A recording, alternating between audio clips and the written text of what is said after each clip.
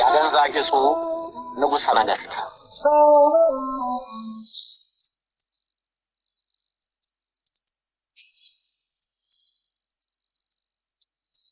አንድ ሰው ግን ከመንግስት በላይ ስልጣንም ገንዘብም ጉልበትም ነበረው።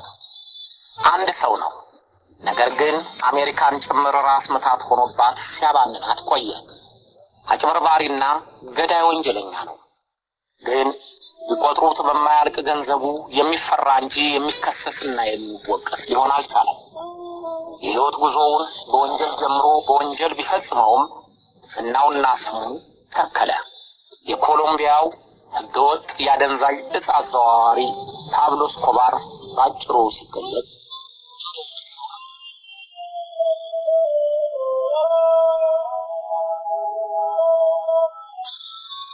ፓብሎ ኤስኮባር እስከዛሬ ድረስ ከታዩት ሰመገናና ወንጀለኞች የላቀ እንደሆነ ይነገርለታል። በህገወጥ የእጽ ዝውውር ተሰማርቶ በአጭር ጊዜ በዶላር ተራራ ላይ እየተረማመዱ ለምን ህጋዊ ንግድ አታካሂድም ብለው ሲጠይቁት ምክንያቱም እኔ ሽፍታ እያለ የሚል ቢሊየነር ለመሆን አለመ። በመረጠው ዘዴ ተጠቅሞ የተመኘውን አገኘ። ፓብሎ ኤስኮባር በተለይም ከ1976 እስከ 1986 በነበሩት 10 ዓመታት በዓለም ላይ የኮሎምቢያ መንግስት ያልነበረው ሁሉ ነበረው። እጅግ የበዛ ገንዘብ ስላገኘ የኮሎምቢያን ዕዳ ለመክፈል የሚደራደር እስከመሆን ደርሷል። በገንዘቡም ላይ ወንጀሉን የሚያስፈጽምበት ማንንም ጸጥ የሚያደርግ ጉልበት ነበረው። በእዙ ስር ያሉ ዘመናዊ የጦር መሳሪያዎች የታጠቁ በእርሱ ቃል ብቻ የሚታዘዙ ዘመናዊ የጦር መሳሪያ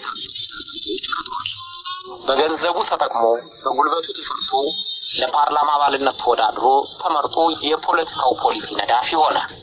የፖለቲካ ስልጣን፣ ገንዘብ፣ ጉልበት በአንድ ላይ በኤስኮባር ትከሻ ላይ ስለሆነ ምንም ነገር በማንም ላይ ለማድረግ የሚችል ጡንቸኛ ሆነ።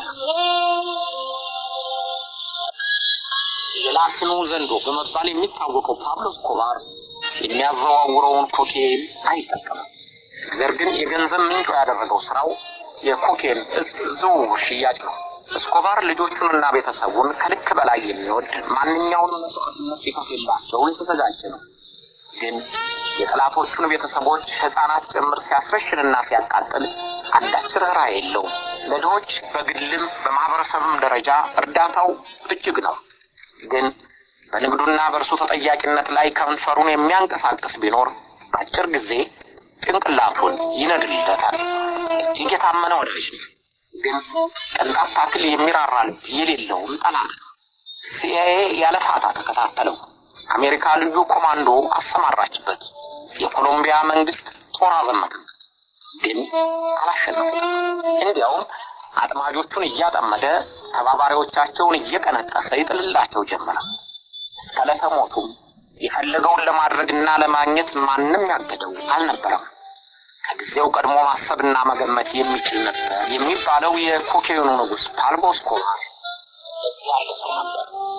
Yo he sido un hombre que me considero feliz, siempre he estado contento, siempre he estado optimista, siempre he tenido fe en la vida, porque yo pienso que los momentos difíciles ራሴን ደስተኛ ሰው አድርጌ እቆጥራለሁ። ሁልጊዜም ደስተኛ ነኝ። ብሩህ ተስፋ አለኝ። ሁልጊዜ በህይወቴ እምነት አለኝ።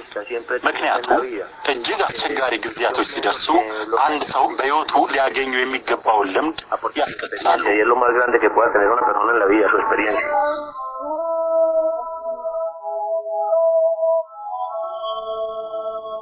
ፓብሎ ኤስኮባር በተመቸው መንገድ እየሰበሰበ ያደረገው ገንዘብ የዝንኩት አያርቅም የሚባልለት አይነት እንደሆነ ይነገርለታል። በ1986 የኤስኮባር ንብረት 30 ቢሊዮን ዶላር እንደሚያወጣ ፎርቢስ መጽሔት አትሟል። በዓለም ያሉ ቱጃሮችን ደረጃ የሚዘረዝረው ፎርቢስ በ1984 ዓመተ ምህረት ከዓለም ከሚገኙ ሀብታሞች ፓብሎ ኤስኮባር በተከታታይ በቀዳሚዎቹ ሀብታሞች ተርታ ሲጠራ ቆይቷል። በዚያን ጊዜ ቀርቶ አሁንም 30 ቢሊዮን ንብረት ባለቤት የሆነ ሰው ያሻውን ለማድረግ ምን ያህል ጉልበት እንደሚኖረው ለመገመት ያስችላል። ፓብሎ ኤስኮባር በዓለም ዙሪያ 400 የሚደርሱ የተዋቡና የሚያሞላቅቁ ቪላዎች አሉት። 15 720 ቦይንግ እና ሌሎች ትላልቅ አይሮፕላኖች፣ 6 ሄሊኮፕተሮች፣ ፈጣን ጀልባዎች ገዝቷል። ሁሉም ለአደንዛዥ ዝውውሩ ንግድ የሚሰማሩ ናቸው። በማንኛውም ጊዜ፣ በማንኛውም ቦታ፣ በማንኛውም መንገድ ትዕዛዝ ለመፈጸም የተዘጋጁ ወፍ ከሰማይ የሚወርዱ ታጣቂዎችን በበቂ ክፍያ ቀጥሯል። እዚያ ታጣቂዎች የማስወገድ ኃላፊነት አለባቸው። በሰሜን ምዕራብ ኮሎምቢያ 20 ስኩዌር ኪሎ ሜትር የሚሆን ደሴት ለግሉ ገዝቷል። በዚያ ርስቱ ላይ የሌለውና ያልጨመረበት ነገር የለም። የእንስሳት መጠበቂያውን ከአፍሪካ በተወሰዱ ጉማሬዎች፣ ዝሆኖች፣ ቀጭኔዎች፣ የሜዳ አህያዎች ሞልቶታል። ሐይቅ፣ ፏፏቴ፣ መዋኛና ኳስ ሜዳ ያሉባቸው ምቹ መኖሪያዎቹም ብዙ ናቸው። ገንዘቡን የሚያስቀምጠው በተለያዩ በመሬት ውስጥ በተሰሩ ዋሻዎች ነው። አንዳንድ ጊዜ በፖሊሶች የተደረሰበት ገንዘብ ተቆልሎ ሲታይ ለፋብሪካ የቀረበ የወረቀት ክምር ይመስላል እንጂ የአሜሪካን ዶላር አይመስልም። ገንዘቡን የሚቀብርባቸው ጉድጓዶች ከመሬቱ ወይም ከጣውላው ፈጽመው ተመሳስለው ይሰራሉ። በሩቅ መቆጣጠሪያ የሚታዘዙት ክዳኖች የማለፊያ ቁጥራቸው ሲነካ ይከፈታሉ። ያን ጊዜ ጉድጓዱ በዶላር ታጭቆ ይታያል። እስኮባር በእጁ ካስገባው የአሜሪካን ዶላር ውስጥ 10 በመቶ የሚሆነው በአይጥ ተበልቶና በስብሶ እንደሚባክን በየጊዜው ራሱ ከተናገራቸው ተረጋግጧል። በአንድ ወቅት ፖሊስ ሲያድነው ከቤተሰቡ ጋር በተደበቀበት ተራራማ አካባቢ እንደሆኑ ልጁ ማኔላ በብርድ ህመም ታመመች። ያን ጊዜ ማኔላን ከሚያንቀጠቅጣት ብርድ ለማሞቅ 2 ሚሊዮን የአሜሪካን ዶላር አንድ ዶላታል። የእስኮባር የገንዘብ ምላስ እስከዚህ ድረስ ያልፋል።